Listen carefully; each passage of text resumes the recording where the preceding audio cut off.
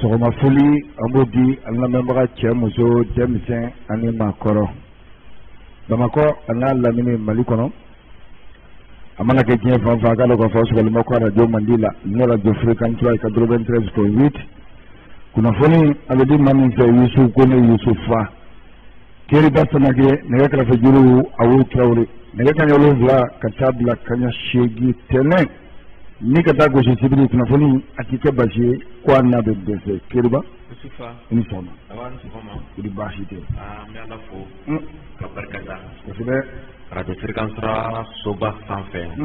kɛnyɛrɛ radio sabanan awɔ ka kɛɲɛ ni utukalo tile 5 ye san 2000 ani san 21 awɔ Yusufa ko dugu bila ka fisa ni ladala wuli an ye kɛnɛ sɔrɔ sanga ni waati ola an bɛ masa Ramani fo a bɛ fo ka foli ko di an lamɛnbaga kelen-kelenna bɛɛ lajɛlen ma Mali kɔnɔ ani Mali kɔkan ko bɛɛ bisimila fréquence ka kunnafoni bunakun sanfɛ siga t'a la radio fréquence 93.8 Keriba Samake i ka kuma a ɲana koyi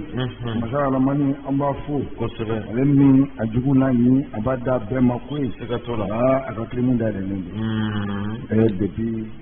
semaine min kosɛbɛ sibiri a kilimu bɛ k'an fiyɛ dɔrɔn awɔ kɛ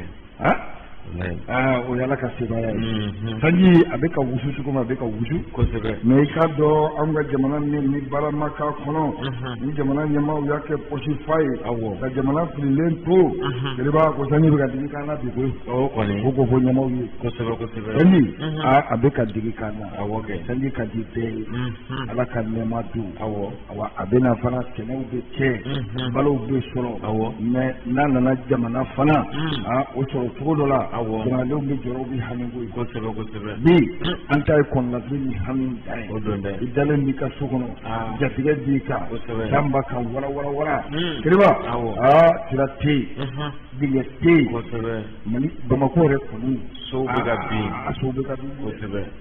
an balakaw k'u hakili to denmisɛnninw na u ka fini giliman dɔw la u ka fini giliman dɔw la ale de bɛ nin nɛma in de bɛ na ni bana ye kosɛbɛ a bɛ mɔgɔkɔrɔ yɛrɛ sɔrɔ ni janko denmisɛnninw Keriba san yɛrɛ bɛ cogo min na ko an balimamusow comment dire denfaw a hakili to denw na koyi kosɛbɛ kosɛbɛ fɛn bɛna ni fanga min ye k'i cɛ ka taa ni ye bolifɛn yɛrɛ sanfɛ a tɛ mobili to a tɛ moto to kuma bɛ denmisɛnninw ma denmisɛnninw tora ji la don k'a kuma ka samara de nɔfɛ da samara samara bɛ ka taa samara bɛ taa a bolilo nɔfɛ ja dingɛ ba de tɛden taara o cogo la Keriba nin bɛɛ tɛ an k'an kɔlɔsi denw na dɔrɔn kosɛbɛ masaba in an b'ale deli an ka jamana bɛ degun min kɔnɔ bi a lafiyabagaw ye Ala ye Mali sama k'a bɔ a juguw bolo a se bɛ Ala de Ala k'a bɔ a juguw bolo Ala kana jamana in kɛ maa sago ye koyi Ala kana jamana in kɛ jugu sago ye jugu sago nin sago Ala ka jamana in kɛ jamanaden yɛrɛwolow sago ye Ala ka kɛ Mali kanubagaw sago ye Ala kana kɛ jugu sago ye jugu sago Ala k'a Keriba ba Awu Traoré ka k'i fiɲɛ bɔ an senkɔrɔ an bɛ taa kana joona Keriba Samake n bɛ n bolo don palan kɔnɔ o bɛ bɛn ka sama ka bɔ n bolo ɲɛfɔlɔ sɔgɔmada in na le patriote a ko cogo di a ka bi bɔli patriote n'i y'a ta k'a lajɛ Keriba parce que sɛbɛnba ale bɛ bɔ fo Segu Sidi Danbele correspondant a Segu Badaki a y'a ci i ka dɔn k'a fɔ le patriote ma a ko ɲininkali a b'a tɔ min Sukɛli Kokala Mayiga la bi ko in Sidi Danbele koli Keriba Samake a ko n'i y'a ta k'a lajɛ Sukɛli Kokala Mayiga bi n'ale ye jamana premier ministre ye M5 ka bolo ɲɛsin kɔ Asimu Koyita a kɛlen ka wele bila M5 RFP ma k'a ye maa di an k'o kɛ premier ministre a ko bi bolo ɲɛsinna Sukɛli Kokala Mayiga ko in ɲininkali a b'a tɔ min Sukɛli Kokala Mayiga la boulevard de l'indépendance Keriba kumakan minnu fɔra ye ko yala a ɲinɛna kɔ de wa boulevard de l'indépendance bi Sukɛli yala a bɛ tɛmɛ o fɛ wa n'a y'o ye a ɲɛ la a kan k'a dɔn a ye minnu fɔ o kɛnɛ in kan hakili bɛ jigin kosɛbɛ Keriba Samake wadire ni zamango akoni ngali ko ka sonu sugal la koy akoni anda kala je afame yoro mne ko bi minye emjeng RFP keliba ko lu ka wuli ka jo keliba ko abunyana elaji bure mboka ta ka fanga no ka koy ko ka ta fanga kale dabri koy no kera uti kalo kleta ani jegi tamba bla ani jamuga ako sugal ku kala maiga ama ay way kalo ka ko fanga dabli ngoro ko ni ay way kalo ka fo golo ma dilin taba munu na nyama ya be asinin ko tabolo luka wulika jo aluka nyala kala ko tara bi bandawo ani musa wani kan koy minye sogel ku gala maigay keriba ko ma bulubari ama haramu koy ama bulubari ne banji ama ye ka toy wulika jo olubo yana toujours keriba to mage minye ay way kalo ka fo bandawe ani musa wani ku man lafiya akelen to sogel ku gala maiga bulu koy minye sogel ku gala maigay bi remizia na babulo akuika takalaje keriba kamake ni premature bi sogel ku gala maiga akaji semina bo kan ko sebo koy akasale obe boli bi ako sogel ku gala maiga ako makantele min madda no yem malikura ye malikura keriba kwa amnana ni chokola wa ni ngali aba to min sogel la koy ni ya takalaje ni ya sogel ku gala maiga ale to me bobo jeku kana koy ni kini jo ay way kalo ka fo sogel ka kuma ulamme keriba ni shonin da kan koy ako sogel ku gala maiga aka kuma kamu nolu be fola bi ni akod dalje sogel ku gala maiga ako ka kuma usera ma ni boulevard de ne balance koy ko sogel akod dalje ako fendo jamana ngono keriba kuna nana abena ni ay way ka qu'il contribue à la partition de notre pays. Brani jamana tigay. Brani jamana faray. Sogel ku gala maiga akwa kana nyina ko koy akoni ya takala jebbi sogel ku gala maiga yala abini ga ina akmaka oluko ko akko tene sogel ku gala maiga bi akko minye ikalo ka fo seriba smage ni administration bi total de l'administration seriba smage ko sogel ku gala maiga ka wole sila nunum bela jele ma koy ko minye golo ma tilen tabaw yebbi mine ni fanga bu bolo seriba ku kala ku dabri administration re bela jele ndala koy la colonisation de l'administration par les militaires sogel akwa nunum bela jele fo fanga jamana be rom na bi roma ti taba mun nun na fanga la keriba ku tablin do ay administration fanta anani bela jele ka ku yele ku ya klaw ni ñoo awo yeba ma ge tufa agoni ya takalaje ako teme nomination ye no ye ay wa ko no ka ma wole lo nye kana fanga kono bele aya bela jele ni kase ni ka fo jamana dem ye ako bi bel ko ma ga kanyi nga koy yala o ko gelen o dabla la wa ako le militaire était les militaires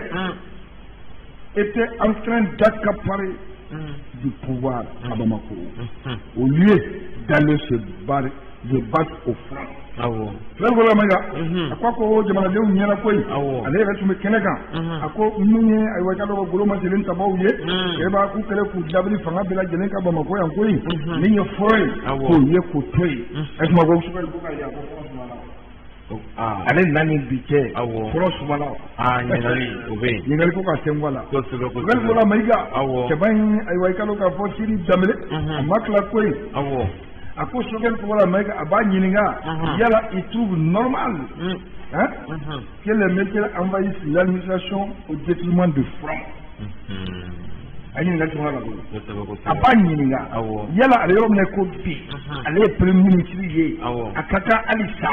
militaire ka ay wa jamana ire administration bela jeli ta ka front tout ni kere ke dawo ni ye gɛlɛya bɛ yɔrɔ minnu na jamanadenw kan civil kan bi k'olu ye k'o to yen k'i ja Bamakɔ yan bi a ko sokɛ la a b'i da don o kan mun na a ti bɔ ayiwa k'o fɔ jamanadenw ye gɛlɛya mɛga ale bi cɛba in ko min ye siri damele ko ye a ko min ye sokɛ k'o mɛga ye ko min ye dépense n'o ye jamana ɲɛmaw kiriba u ka train de vie ko ka dɔ bɔ o la sokɛ k'o mɛga a ko jamana ko ka se ka jamana lafiya dɔɔni nafolo ko bunakun kan min ye ayiwa i ka dɔn k'a fɔ musariwa ninnu ale ka gouvernement ye maa 25 a ko bi bi sokɛli ko ala maiga k'a tɛmɛ n'o kan koyi ale yɛrɛ min bɔ o kuma la don o don c'est dépend de l'état a ko min ye sokɛli ko ala maiga ale ka ministre joli lon bi 25 a kɔni tɛmɛ n'o kan fɛn fɛn ye k'a dɔn k'a fɔ 29 bi saba ye fa bi i tɛngu o la olu ka salaire an'u ka ayiwa i k'a dɔn k'a fɔ indemnité kiriba ko nin bɛɛ lajɛlen bɛ jamana de kan koyi nin bɛɛ lajɛlen bɔ an ka waane de kɔnɔ ko sokɛli ko ala maiga a k'a dɔn k'a fɔ n'a ye kuma o kuma fɔ jamanadenw ye kiriba fa bi a bɛ so jamanadenw kɔnɔ a ko bi sokɛli ko ala maiga n'a wulilen don k'i jɔ min ye i k'a dɔn k'a fɔ assise nationale ye assise nationale min n'a bɛ tali kɛ miliyari caman na kosɛbɛ koyi kiriba k'o sama ka bɔ ayiwa jamana waane kɔnɔ tuguni a ko nin bɛ ayiwa i k'a dɔn k'a fɔ sokɛli ko ala maiga a b'a ɲininka koyi a ko ale yɛrɛ ka a yɛrɛ lajɛ sa yala tun bɛ kɔnkan minnu fɔ fɔlɔ k'a to i k'a dɔn k'a fɔ boulevard sanfɛ ani bi a bɛ waleya minnu kɛla ko yala kelen don wa ɲininkali kɔni bɛ yen ɲininkali bɛ dɛ ale bi ɲininkali a bɛ ka cɛn wala koyi a ko min ye ayiwa i k'a dɔn k'a fɔ conseil national de transition ye n'o ye CNT ye sokɛli ko k'a ɲininka koyi illégal ou légal a ko mun dɔ bi n'a ma ɲa ale yɛrɛ teri jɔ ayiwa i k'a dɔn k'a fɔ CNT ɲɛkɔrɔ kɛriba ka ka PAG ko o fɔ a ko o kuma la siga t'a la koyi sokɛli a sɔnna ma bi k'a fɔ jamana mara ani bɛ jamana mara nɔfɛ kumakan ko kelen ye n'i bɛ jamana nɔfɛ jamana mara nɔfɛ n'i bɛ fanga nɔfɛ ani i bɛ fanga kɔnɔ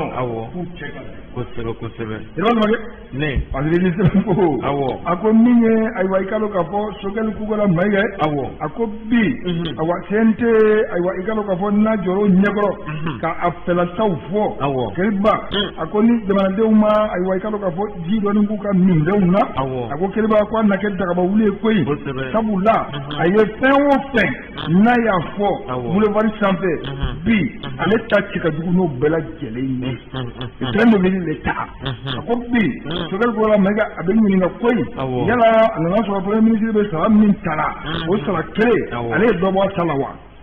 a ko Asimi kɔni ye dɔ bɔ a ta la o y'a ta tila saba o fan fila a ko ka baara kɛ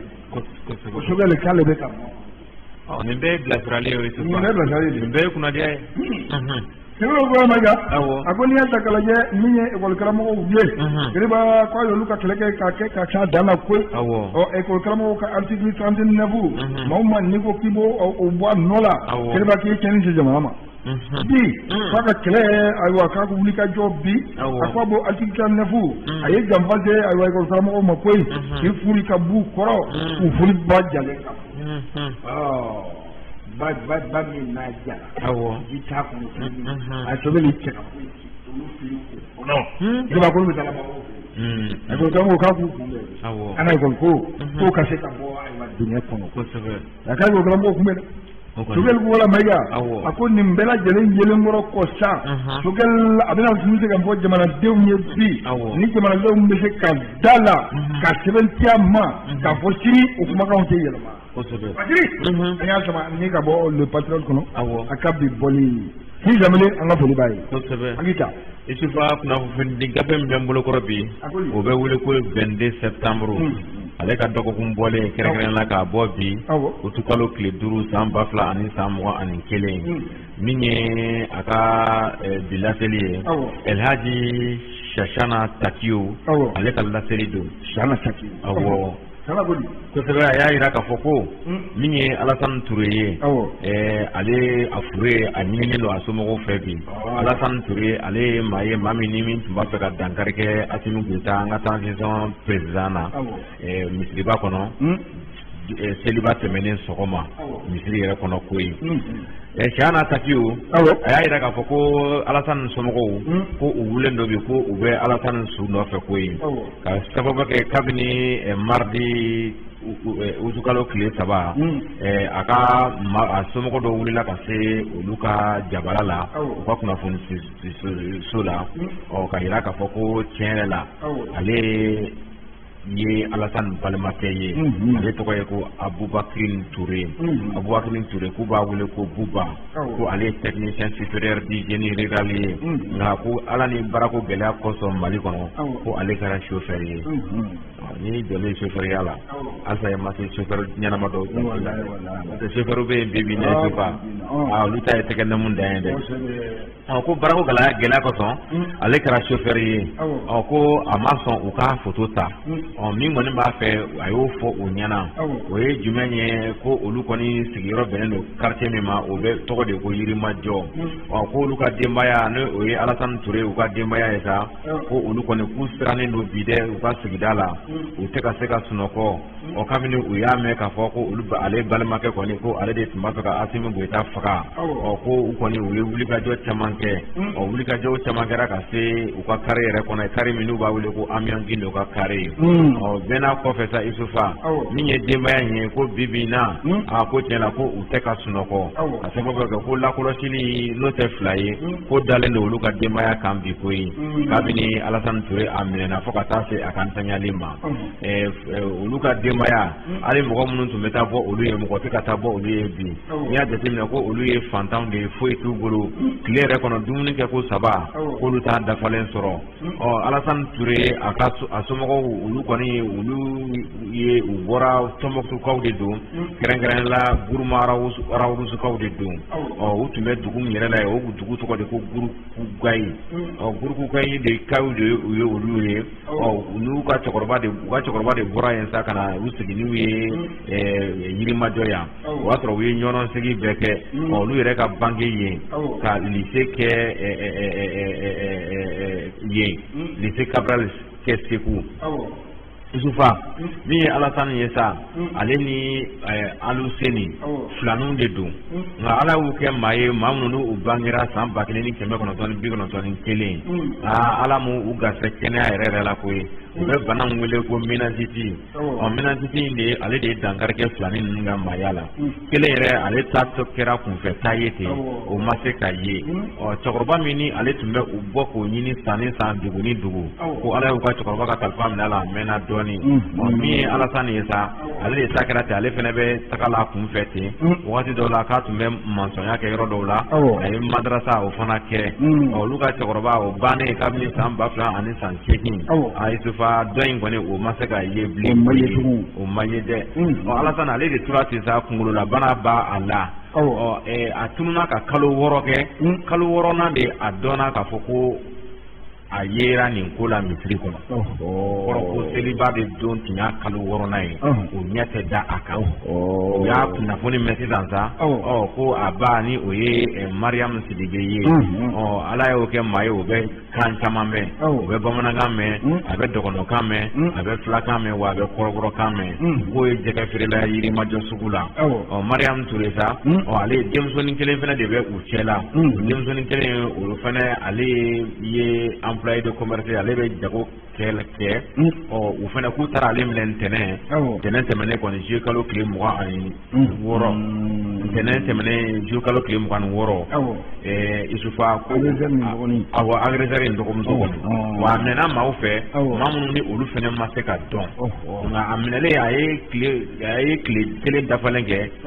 ko ja k'a tun bɛ sécurité d'État maaw bolo koyi k'olu taara ɲininkali tɛnku a la nka ko u tilara k'a bila min ye Alasani ye k'olu kɔni bɛ min fɔ Alasani kɔni ko kunkololabanatɔ de don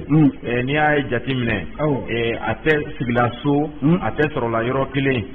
hali a kɔrɔkɛ min ni o ye Bubakiri nin ye o ka kɔɲɔ don ko kɔɲɔ dɔgɔdalen k'u ye Alasani ɲini ka dɛsɛ mɔgɔ si ma se k'a ye ɲininkaliw tɛnkulen Alasani yɛrɛ jɛɲɔgɔn na sa jɛɲɔgɔn dɔw ko k'a fɔra ko mɔgɔ min tun b'a fɛ ka Asimi Goyita faga ko a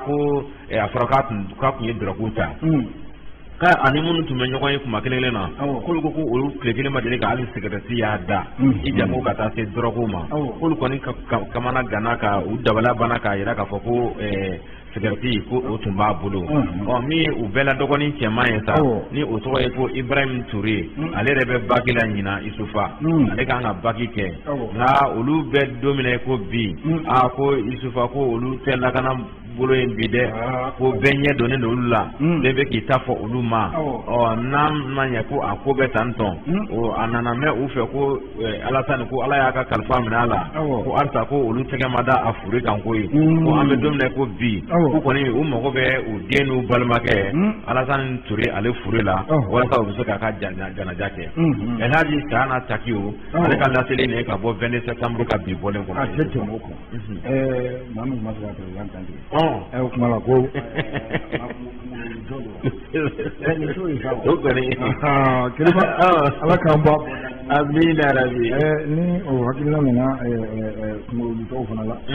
ja tiɲɛ yɛrɛ la Keriba Jumakɛ ne babu ɲanna awɔ parce que Dɛsɛbɛ n bɛ to ka n bolo yɛlɛma koyi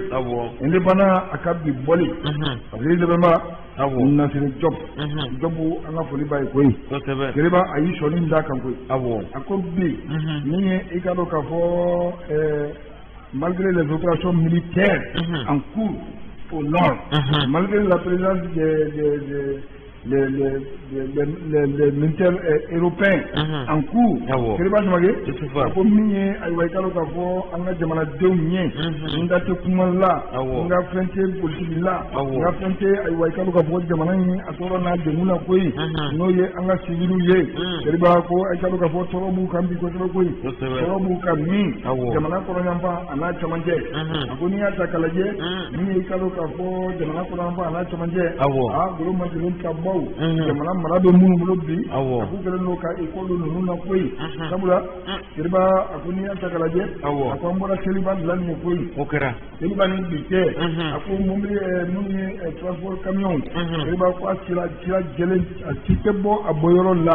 ka Bamakɔ lasɔrɔ ka taa yɔrɔw lasɔrɔ n'an baw bɛɛ lajɛlen ma jigin k'u f'u ye ka ɲa i mana kɛ maa min ma ko dɔɔnin bɛ e kun i mana kɛ maa min ma a ko i ka papiyew ka ɲi dɔɔnin e ni golo masinin tabaw ka surun wa i ni ɲɛmaw ka surun Keriba k'e bɛ ta ka surun ka bɔ maaw cɛla awɔ enlèvement de personnes civil Keriba ko nin ɲɔɲalen don bi koyi a ko an bɛ yɔrɔ min na ko bi min ye Keriba ani bi cɛ a ko min ye uti kalo tile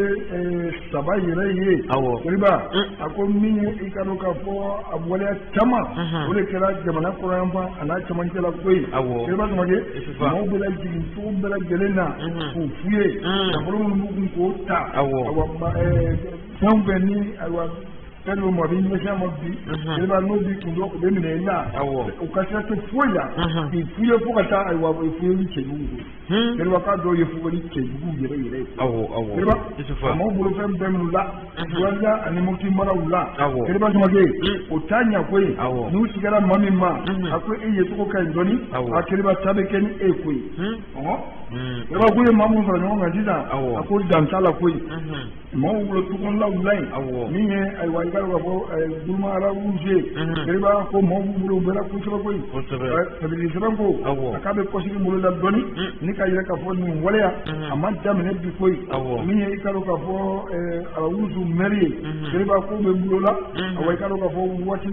waati na kosɛbɛ o bilala ayiwa o bilala ani musaka don koyi musaka belebele o de sɔrɔla yaasa o ka se ka bila a ko min ye i ka dɔn k'a fɔ Mopti région kɔnɔ ni Bubakari Gindo ba ye a ko ale bilala Keriba a bilala ni musaka de ye a ko wa i ka dɔn k'a fɔ seli ɲɛkɔrɔla in na maa minnu n'u tun bɛ taga ayiwa i ka dɔn k'a fɔ fête organiser Keriba ko dɔnkilidala dɔw b'a la koyi docteur Kebe Keriba ko ni a ka manager Abdulaziz Mayiga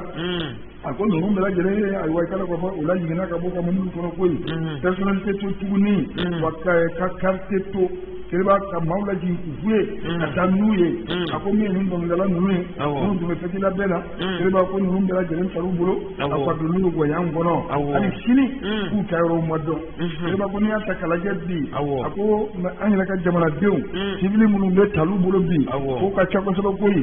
bi ayiwa k'i ka dɔn k'a fɔ minnu ka kuma bɛ fɔla bi kosɛbɛ k'o ye ayiwa i ka dɔn k'a fɔ dɛmɛbagajɛkulu ani farajɛlaka minnu bɛ anw fɛ yan Keriba ko olu de ka kow bɛ fɔla sinon an bɛ yɔrɔ min na ko bi a ko min ye militaire yɛrɛ ye koyi militaire fo ka taa se maa 14 bɔ ɲɔgɔn ma Keriba ko ninnu bɛɛ lajɛlen jiginna ka bɔ kare kɔnɔ ayiwa banbagaci wale maaw bolo banbagaci wale maa wɛrɛw tɛ koyi k'u yɛrɛ ye a dɔw bɔ Nasiga bugu sanfɛ min ye ayiwa Sejimi Kiriba olu ka waleya do Azizi Cissé Drissa Sanogo Républiquement Kiriba a ko ninnu bɛɛ lajɛlen Kiriba ko ninnu bɛɛ lajɛlen tabu bolo nin cogo la ten u bɔ jabaraninw sanfɛ wa maaw k'u ye k'a fɔ ko u b'u bolo Kiriba k'u ye ayiwa i ka dɔn k'a fɔ waleya de y'olu bolo min y'u ka fierté ko ye ko n'i y'a ta k'a lajɛ bi Burma Rawuru fo ka taa se Tombouctou Kiriba ko maa min taara nin furancɛ in kɔnɔ yen k'o ka ca bi kosɛbɛ koyi kelen ni bi cɛ f'a bɛɛ b'u bolo olu ka jɔ a bɛ don tubabuw de nɔfɛ k'olu fɔ k'u juguya diɲɛ bɛɛ k'o dɔn a ko bi ni ayiwa i ka dɔn k'a fɔ tali bɛ kɛ Burkina a bɛ kɛ Niger a bɛ kɛ jamana lamini bɛɛ lajɛlen na a ko a bɛɛ ye jɛkuluba kelen de koyi o jɛkuluba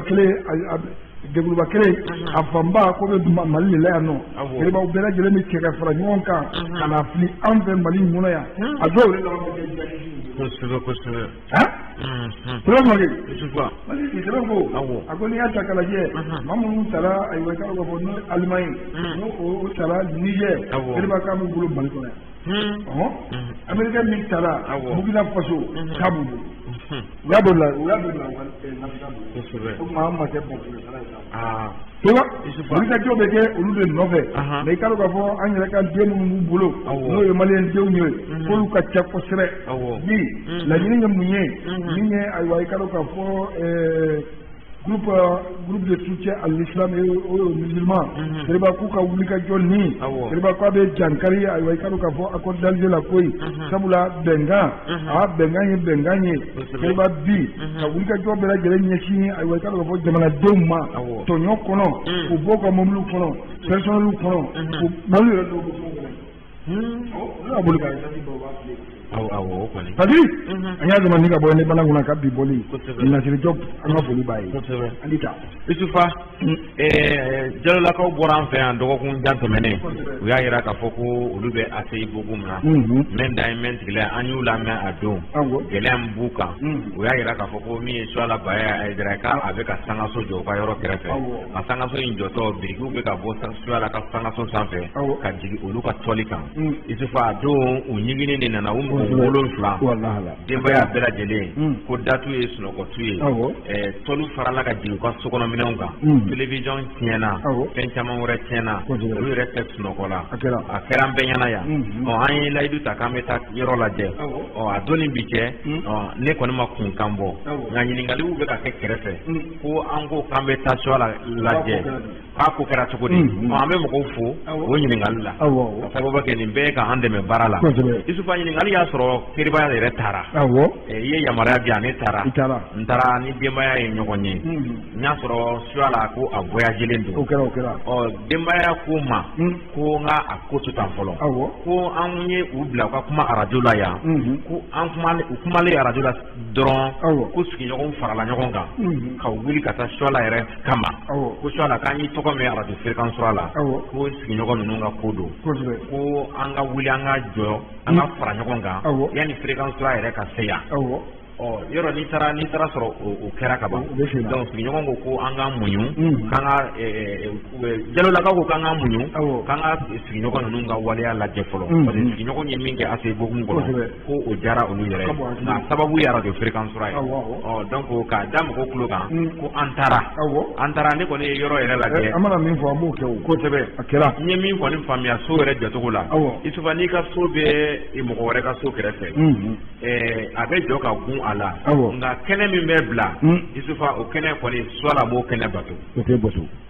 a ka so jɔ ka gun Jalolakaw taara ni finɛtiri yɛrɛ tun tɛ Isufa a tun b'a nɔrɔ a la nka a y'a ye finɛtiri bɛɛ u ye finɛtiri tɛmɛ yɔrɔnin dɔrɔn de bila sojɔ la o tɛ kɛla ka sababu kɛ bana dɔw bɛ yen nɔ ko sinsan bana bɛ mɔgɔ sɔrɔ tan de kɛnɛ min bɛ bila so ni ɲɔgɔn cɛ a dɔnbagaw y'a fɔ yan k'a jira k'a fɔ o kɛnɛ b'a to de ko fiɲɛ min bɛ bɔ kɛnɛ ma o ka mɔgɔ sɔrɔ i siso kɔnɔ n'o o t'i sɔrɔ i siso kɔnɔ i dalen fiɲɛ bɛ tigɛ i la o de na ni sisan ye ni Suala Baya nana an bɛna baro kɛ ninnu bɛɛ lajɛlen kan an bɛ sigi ɲɔgɔn fɔ a fɔra k'a bɛ taama la kosɛbɛ an senna sumaya awɔ sabula Jalolaka minnu yɛrɛ nana kuma yan olu yɛrɛ y'a jira kosɛbɛ da ni da awɔ k'an ka u makɔnɔ fɔlɔ kosɛbɛ ɲɔgɔn min wuli ka jɔ la kosɛbɛ maa n'i ye pankotigi ɲɛ awɔ i na panko fila kɛ siga t'o la Koriba babu ɲɛna sabula maa caman ne yɛrɛ wuli a ko la kosɛbɛ n'an b'a kan an b'a kan jaabi min bɔra la sa o de ye nin fɔ kosɛbɛ ala ye suwala baya n'a ɲuman segin awɔ ayiwa an kɔni an ka damatugu mɔn dɛ ni ala sɔnna an tɛ bin maa kan awɔ an tɛ maa dɔgɔya an ka da fana ma tugu maa ɲɛ kosɛbɛ ni min fɔra awɔ n'a ma bin ma jaabi b'i bolo kosɛbɛ kɛlɛ Jamakɛ o ɲana an ka maa weleli ale ye kɛnɛ sɔrɔ kosɛbɛ n'o ye Mamadu Kida ingénieur d'aviation civile expert de technologie ayiwa n'i ka ka fɔ ayiwa n bɛ nisɔndiya ka fɔ kosɛbɛ a b'a bolo kɔrɔ yan awɔ Kida i ni sɔgɔma awɔ ni sɔgɔma kɔni baasi tɛ tɛ alihamudulilayi denbaya a bɛ fɔ a bɛ walima dɔn Kida aw minnu bɛ technologie domaine dɔn kosɛbɛ degunba dɔ bɛ an ka jamana kɔnɔ ni kunun n'a yɛrɛ sɔrɔ jabaranin na min ye jamana kɔrɔnyanfan ye bi ka taa bila Moti maraw la ka jɔ a caman bɛ yen bi réseau tɛ yen u ni maliyɛnw tɛ se ka sɔrɔko ɲɔgɔn na o tuma jamana kɛra fila ye wa u tɛ se ka sɔrɔko ɲɔgɔn na wa réseau bɛɛ tigɛlen d'u bolo an y'a ye su dɔ jabaranin kan ko satellite bɛna don ani ɲɔgɔn cɛ u bɛ se k'a baara bɛɛ lajɛlen kɛ wa bisimila. I ni sɔgɔma aw bɛɛ ni sɔgɔma baarakɛɲɔgɔn kosɛbɛ direction lamɛnnikɛlaw bɛɛ ni sɔgɔma ala ka tile yɛrɛ d'an ma i ka ɲininkali la technologie ani problème min bɛ nord la n'o o problème fana lié bɛ technologie la n'o bibi na kunnafoniya ni Mali yɔrɔ tɔw tigɛlen don ka bɔ ɲɔgɔn na téléphone tɛ yen internet tɛ yen hali administration bɛ baara kɛ internet la olu bɛɛ radio tɛ yen n'o o kɔni tɛ yen bilen problème dɔ bɛ yen problème min sɔrɔla mun fɛ yala yen fanfɛla o connexion de tigɛlen bɛ ka bɔ ayi jalisiw antenne bɛ bi o de fɔra ɲininkali jɛra sisan an bɛ situation min na Mali la nin bɛɛ bɛ insécurité de kɔnɔna la kosɛbɛ bayiri n'i b'a fɛ ka jamana ka a nilakili minɛ ka a kana nilakili i bɛ tɛmɛ ni sira minnu ye communication o b'o sira fɛ n'i y'a lajɛ nord la hali bi nord an tɛ kan ka wulikajɔ kɛ ka magɛ dɛ kabili don min na n'o Faransi nana ka intégriste k'u kunbɛn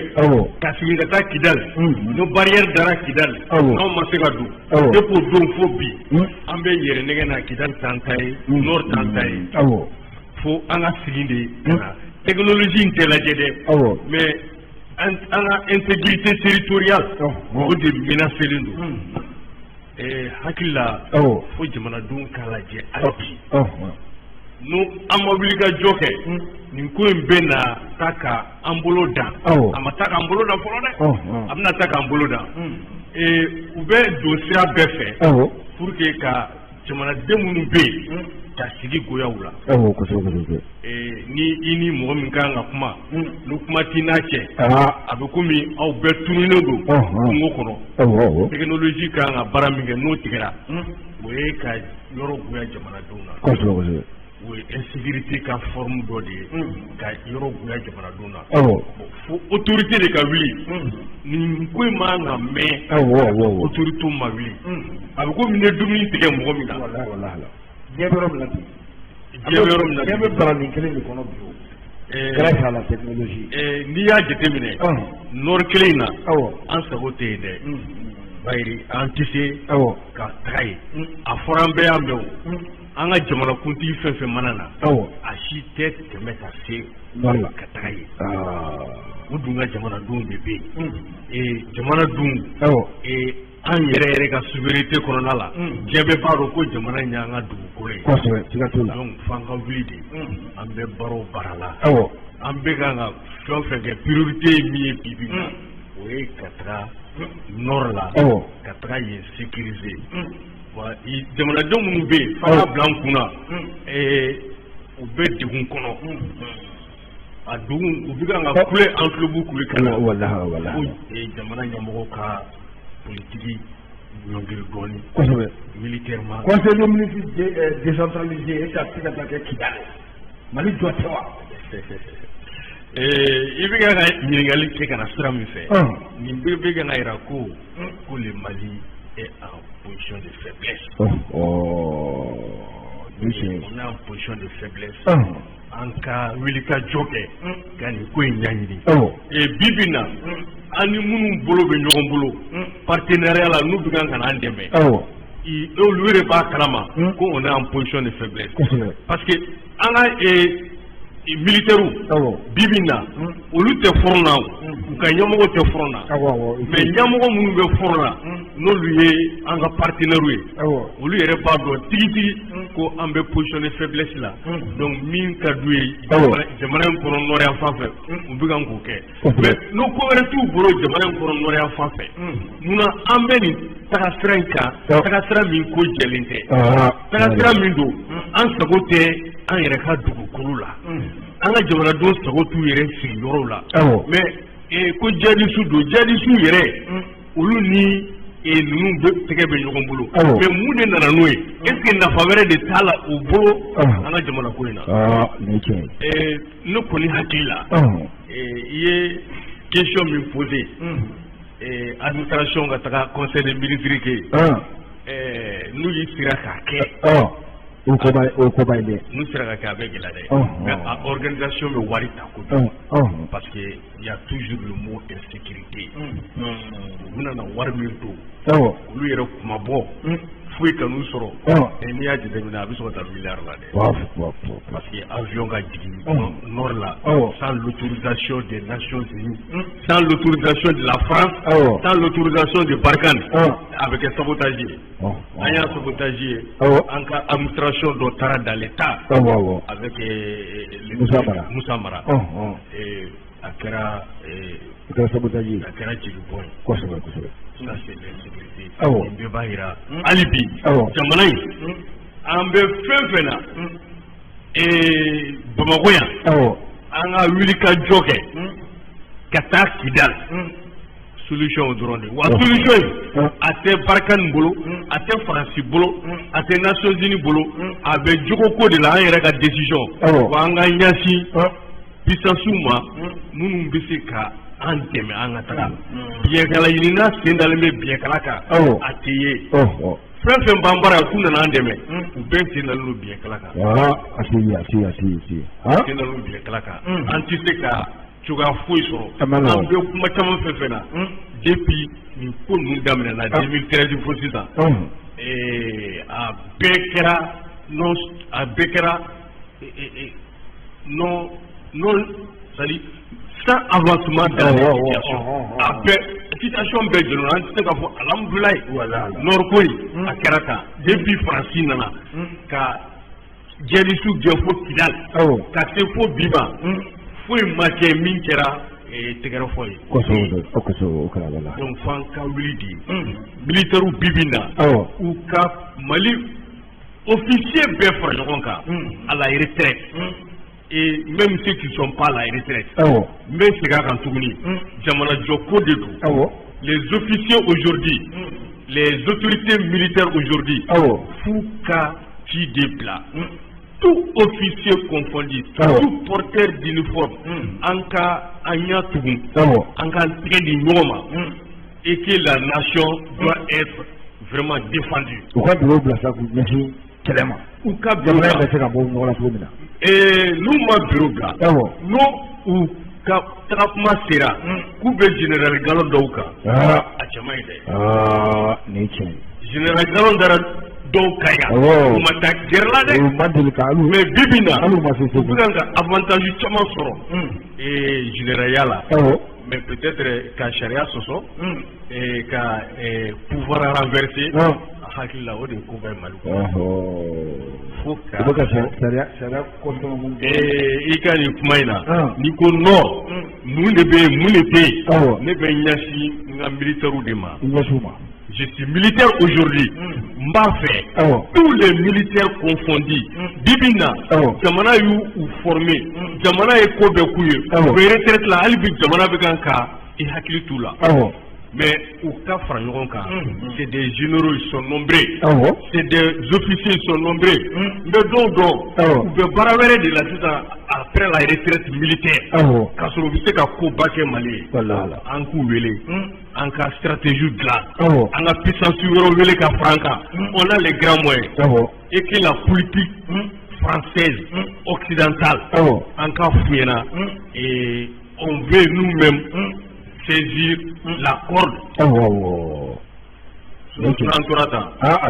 Santani ça va 2013 pour garantir Bima. Tama mene Sishima Bo. Et réfugiés, anga modo tara Jamana Verola. Sans joli. Et Jamana Kelenkoro. Autorité qui se kataka. Avion qui se kadiri. Et Yorola, militaire de B, on a militaire ou Bibina, Malien Bébé ni Kalama. Ni Boulin Mochila. Malien B formé le Sudan à l'information de la situation malienne. Donc, il est temps. Il est temps, mon cadavre. Il est temps qu'il y ait un flétri fermé. On a donc besoin, on a une norme. Et que quand un pays est en difficulté, c'est tout le monde qui est militaire. Tout le monde est militaire, oui, qui a mené à sa calage B. Il y a la guerre asymétrique, technologie placée, et il y a une guerre asymétrique, comme il faut. Mais nous avons un système asymétrique de Ghana. Nous avons un système Kabalana, a hakili tout là, parce que vous avez hakili chouette, yoromi, nous, mon hakili tout là, c'est un bouchiliqué. Maintenant, simplement, vous l'avez mouillé la boulonna. Menale, Olu, Ardar tout boulot, moto de bout boulot, Marfa de bout boulot, mais, et char combat tout boulot, et armement militaire extraordinaire tout boulot, nous bettra katra bingani minke, katra village jini, katra embuscade ka anti-mine, kulu bla dugu jugoro, ka anga mogofa, donc ni be technologie ka barade jadi tout boulot. Vous savez que qu'il est terminé, kalu chamo, motibo mogosito. Ni a jetemine, ni ko technologie, en siglero la, en ka territoire visualisé, la prévention, sécurité pour installer Hakilila pour Mali autorité pour Hakilito de là. À ma foi, quand armement ça, pour qu'à char combat ça, pour qu'à blender ça, on n'a pas besoin de blender. J'ai dit sous blender qu'il est tout boulot, qu'à de boulot pour déplacer. Mais Bibina, na ansera. Ou si le mérom là, ou visualiser, Galadia ou be commune qui est la Jamana en Corée, en Bégalade, pour technologie, Jorobala. Nous, on sera pour visualiser par les radars. En bété Falatouli, pour neutraliser par des systèmes de détection, Kata Biuka, Otaloka, Anana, encerclé. Ça c'est pas trop important, mais il faut avoir un radar Kajamana Polochi, Kajamana Ladje et qu'à photographier. J'avais caillé ces gens-là, vous pouvez mouiller là en Jamana Kono. Jadissou, Ani Occidentaux Moumbea, ou deux mouiller là, ou deux paradigmes là, Naye, en radaru Sigi, ça, en Benin Beladje. Lajɛ kelen et an bɛ se ka wuli fana u tɛ fonction min na ka taga o fonction na ka taga kokan kariku la mais nous an ma technologie appliquée ji bi na ça peut pas aller technologie bɛ yen et an ka sɔrɔsiw b'a dɔn à 1 kilomètre i bɛ visualisation kɛ i ka cible ka tirer o de b'a fɔ. On va vous connaître, sans faire guerre, gagner, tu veux du matin gagner, technologie de vos bêtes. Technologie de vos bêtes. Et ni Tchadion Nadje, ils ont la technologie. Et au Béjino, il est quoi jusqu'à 300 jusqu'à 50, 100 mètres d'altitude. Kouka Tchadon Nadje. mais cɛ dun tɛ taa jigin yɔrɔ la ka sɔrɔ ma yɔrɔ visualiser fɔlɔ ka yɔrɔ balayer ka sɔrɔ ka taa jigin et puis ka taa ennemi ka contrecarrer ka bala la Tchadiens ka système dɔ filɛ nin ye donc fo autorité malien an kan wasa dɔɔni aujourd'hui hakilila politicien u ka jate minɛ qu'il est temps que tout le monde soit militaire. Mali, Bamakɔ dɔrɔn tɛ Mali ye. Donc les trois quarts du monde. Quand les trois quarts d'un pays est menacé, c'est le pays qui est menacé et c'est les citoyens qui doivent se ressaisir. Bibina politique kuma mangan ka caya. An ko de sira kan bi an y'a ye Choguel ko wala Mayiga a taara CNT ɲɛkɔrɔ kuma caman a y'a fɔ. O kuma min ye maaw degun dɔɔni o ye a yɛrɛ ka jaabi la bi an ka sɔrɔsiw cantonné don Kidali k'a sababu kɛ accord d'Alger o ma se ka appliquer cogo yɛrɛ la en tant que Sénégalais je bɛ se ka mun de fɔ an ye. Accord d'Alger hakilila kuma bɛɛ n b'a fɔ n ko an kana da maga nin kuma in na an ka dɔ fɔ a la an ka maliyɛnw bilasira a dilanna kuma min na ni Mali est en position de faiblesse an yɛrɛ jamanadenw accord de b'an ni ɲɔgɔn cɛ accord t'an ni jamana wɛrɛ cɛ an yɛrɛ damaw minnu bɛ nord la ani minnu bɛ sud la bɛnkan de nana accord d'Alger mais jamana mun ye accord d'Alger ka a labɛn a jamana ninnu ma labɛn an ka intérêt kama n'i y'a jateminɛ accord d'Alger fitini min b'a kɔnɔ o ye c'est-à-dire séparation des régions et que chaque région o b'a ka autonomie ta n'a sɔrɔ de bɛ Algérie wa n'a sɔrɔ de bɛ Burkina wa n'a sɔrɔ de bɛ Faransi wa munna n'u ko ko jagoya ka k'an fɛ yan an kan ka da mɔgɔ la n bɛ kuma kelen bila hakili la accord d'Alger ko kuma in M5 y'a kuma fɔ mais u m'a fɔ k'u ka a lajɛ diɲɛma jɔlen na ko k'a fara ka fili mais n'o olu ka dirigeant nana comme PM a ka tila k'a fɔ ko accord d'Alger ko k'a lajɛ diɲɛma jɔlen na o ko tɛ ko jɛlen accord d'Alger a ka bila kɛrɛfɛ accord d'Alger maliyɛn minnu ye a papier ka statuer k'a dilan an ka ci buluba k'u ɲininka san joli ni dossier bɛ yen a tɛ kan ka passer mais a ye mun de k'a kɔnɔ n'a dɛsɛra ka passer fo ka ɲininkali de kɛ Abdoulaye kan ka ɲininka u bɛ yen dɛ président kɔrɔw bɛ yen ministre kɔrɔw bɛ yen miliyari joli de donna accord d'Alger na k'a dilan a ka ca donc yani an ka don accord d'Alger kɔnɔna la f'an k'a fɔ de a nana ŋaniya min na ŋaniya ɲuman tɛ jamana ka hɛrɛ t'a la an ka constitution b'an bɔ maliyɛn ka fɛn bɛɛ bɛ constitution kɔnɔna la bɛɛ ta dɔw b'a kɔnɔna la accord d'Alger dilan cogo cogo a révisera cogo cogo a tɛ se ka tɛmɛ an ka constitution kan n'a nana dɔrɔn jamana tilala jamana bɛ kan ka tila et puis région bɛ kan ka tila kun min kama o ye pour que chaque région puisse négocier avec ces djihadistes, puisse négocier avec les occidentaux a kun bɛɛ di région k'i ka indépendance ta ou bien k'i ka autonomie ta région bɛɛ tɛ Kidali n'a daminɛna yen nɔ o kɔrɔ k'a sera yɔrɔ tɔ la kɛ parce que accord nin bɛna na a tila tila de y'an yɛrɛ sigilen bɛna a bɛɛ tila tila gouverneur bɛ b'a ka situation décide an ka sabari an ka accord d'Alger an ka datugu an k'a bila yen an ka marifa ta o cantonné don c'est pas normal nin bɛɛ b'a yɛrɛ de hali bi on est en position de faiblesse il faut faire la guerre nin de ye an ka yɛrɛ wolo sira tagama dɔ ye il faut qu'on fasse la guerre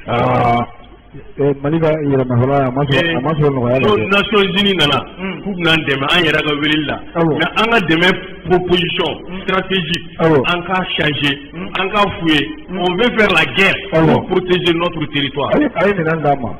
hakili la Chinois ma wari di Chinois ye minɛn de di 6 milliards minɛn hakili la olu ta k'o d'a ma ni wari dira ma an b'a dun voilà hakili la olu fana bannen bɛ an k'an ka indépendance de défense an k'o ta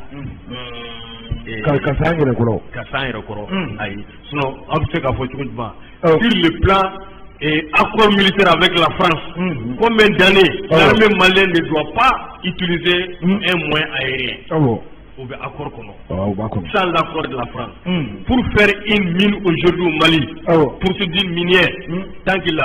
les Nations Unies m'a accordé tant que le ministre m'a accordé tant que nos Barkhane m'a accordé on ne peut pas le faire donc il y a déterminé et en la souveraineté nationale ou b'a fɔ Albi la souveraineté nationale elle est menacée donc il filɛ ka min fɔ tan k'an ka taga nord la Kidal ko ka taa conseil des ministres kɛ a kan ka kɛ Kidal fait partie du Mali an bɛna y'o de la ko mun de bɛ hali bi prise de conscience il faut que ça soit prise et quand an k'a fɔ ko il est temps sinon dɔ kɛra dɛ an bɛ ka temps min perdu et c'est très très grave pour le Mali parce qu'ils sont en train de voler l'or u y'a fɔ i ka tabali kɛ yan ko mun de b'a yira an na k'u bɛ kan k'an ka sanu ta ɲininkali gɛlɛn sanu bɛ kan ka taa ni sanu tɛ kan ka taa dugu jukɔrɔla in nafa min b'a la mansin ninnu nakun Mali la c'est pas contre les djihadistes donc faut k'a fɔ de prise de conscience fermer l'accord d'Alger et faire face à Kidal dans 2 ans pour qu'on fasse un conseil des ministres à Kidal. Monsieur Kida, ale bi ɲininkali kɔnɔna la an y'a ye min ye Sogɛli Kokara Mayiga ye ani karamɔgɔw cɛ a gɛlɛyalen don en tant que Sénégalais e yɛrɛ ye Sénégalais ye bi examen datiw fɔra yala a na se ka to nin cogo la palan na ten examen na se ka kɛ jaabiw bɛɛ ka sɔrɔ école tacogo kana se bi ma a tacogo ɲana ka tɛmɛ san tɔw kan i bɛ ka mun fɔ an ye en tant que Sénégalais. I ka article 39 hakili la premier ministre y'a fɔ ko mɔgɔ ma kɛ article 39 la mais munna tɛ waleya munna a avantage tɛ sɔrɔ a tigiw fɛ u bɛ kan ka taa fɛn fɛn perdu u ka rappel sɔrɔ n'o y'i da fanbugu la fa ɲini ji ka fɛn bɛɛ kɛ jamana ma fo jamana sariya jamanadenw yɛrɛ y'a dilan fo ka tila k'a sɔsɔ fɛn bɛɛ kɛ jamana ma fo o kelen de o parallèle ko ka taa Cour suprême la n'a kuma ye yala sariya fana da don b'a la wa hakili la o fana cɛ ka ɲi an ka taa sariya sira fɛ sariya b'u ka droit d'u ma Cour suprême structure min don jamana ka sariya so baaralaban de don mais a influencelen don politiquement ni ministre bɛ ɲɔgɔn na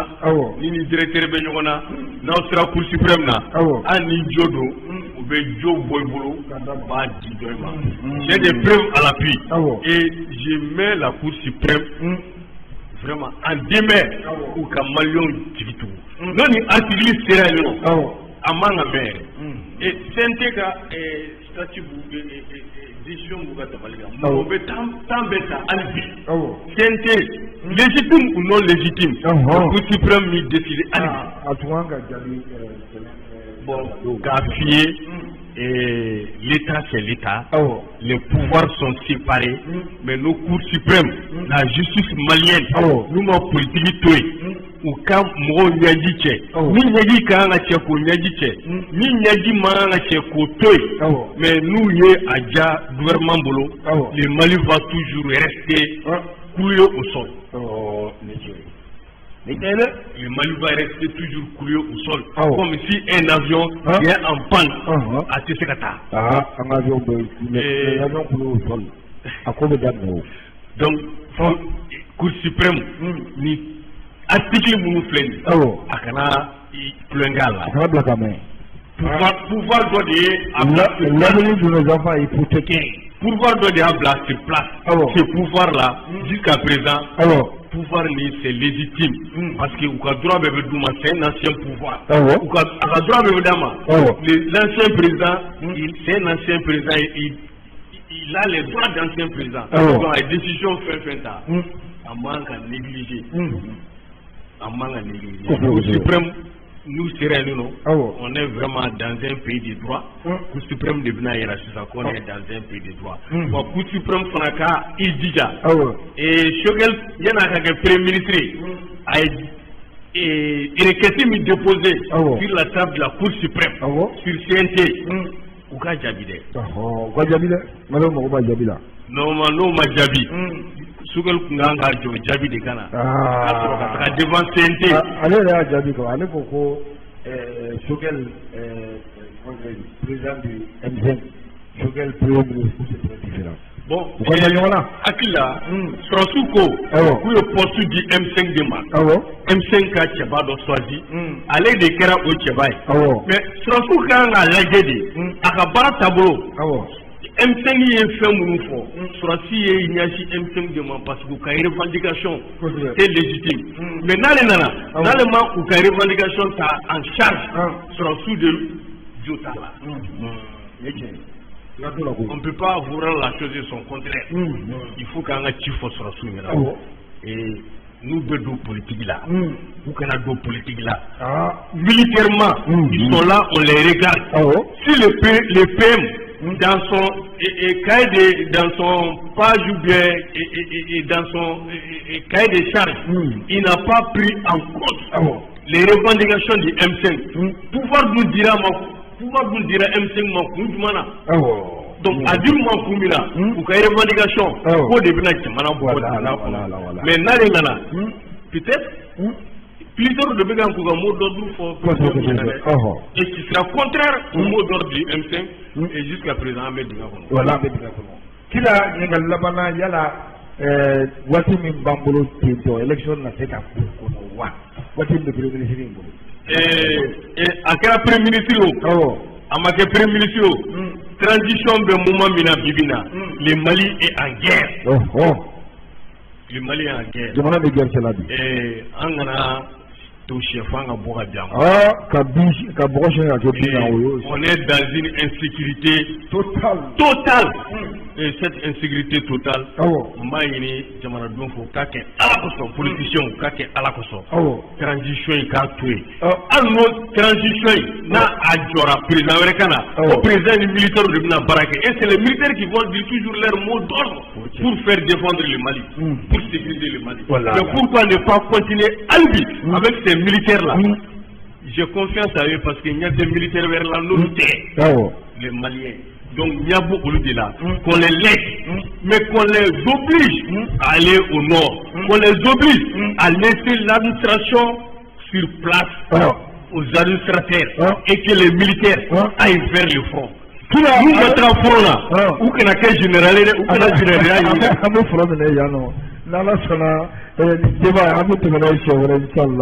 Le militaire au front, obligatoirement. Qui l'a mis par le et yani association de la Union force de réflexion action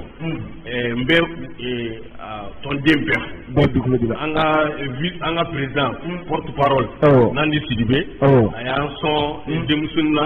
ala kabalo be malien befo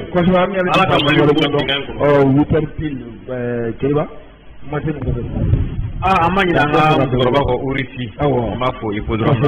ba ajata de trawre ko namu projet la mana maiga ka yatu bangura ko amina maliko na ni français bela jole be fo mama nasu le mana sona ko beki ni police le ngono bi ko sabe micro juru keri ba sama ko ko no su ba de la juru wa wo trawre au ka do sini ka la uta amanya ngiria